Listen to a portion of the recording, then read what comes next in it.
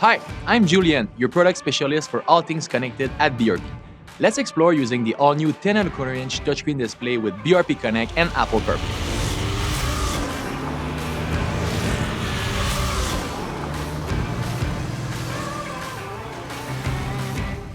The touchscreen is intuitively designed and user-friendly, enabling quick access to the complete BRP Connect system, even with touchscreen gloves. The handlebar control makes navigating the interface while riding easy. You can adjust it without letting go of the handlebars. There are two display configurations for your cluster. Full mode displays the gauge in full view, showing all your riding metrics clearly.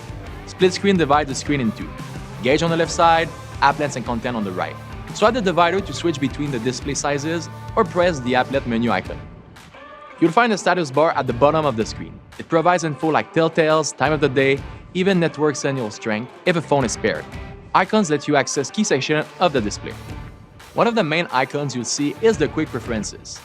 This section allows you to quickly switch the appearance of your display and has a shortcut to add a device for pairing a phone or headset via Bluetooth. It also shows a list of connected devices. And the Quick Preferences section is where you'll find the lock screen functionality. Activating this prevents rain or debris from causing unwanted change on the screen. Now onto the applet menu. It's your gateway to all the system's applets, like the media applet to manage music, the radio applet to listen to radio stations, and Apple CarPlay where you can use all your favorite apps such as Google Maps and Spotify. We have a video guiding you through the applets available on your 10.25-inch display. Make sure to watch it and learn about them. The touchscreen also offers some hidden features. For example, you can customize driving indicators by holding down on the screen for 1 to 2 seconds. Here you can also add an extra gauge indicator like the distance to empty or battery voltage. Odometer info can also be updated here, switching info between trip A, trip B, and more. Let's move on to the all-new left side handlebar control module. It helps you navigate the interface without letting go of the handlebars. The turn signals and horn are located at the bottom of the module.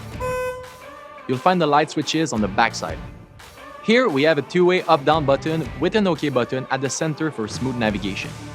Use it to highlight screen elements and press OK to select. There's also a back button specifically for Apple CarPlay to navigate apps more seamlessly. Dedicated audio buttons simplify control. Adjust the volume or use the next and previous buttons to change tracks.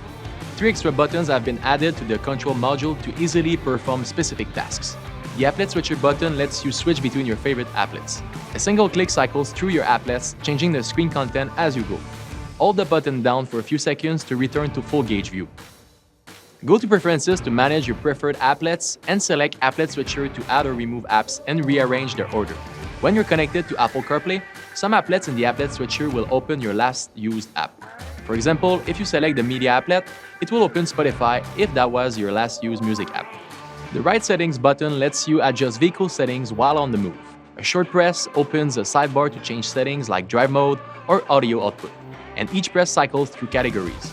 Just like the Applet Switcher, you can manage the settings in the Preferences section.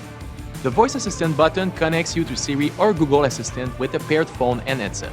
This is handy for making calls or changing songs while riding. The Parking Brake button and Cruise Control buttons can be found here on the right side of the handlebars.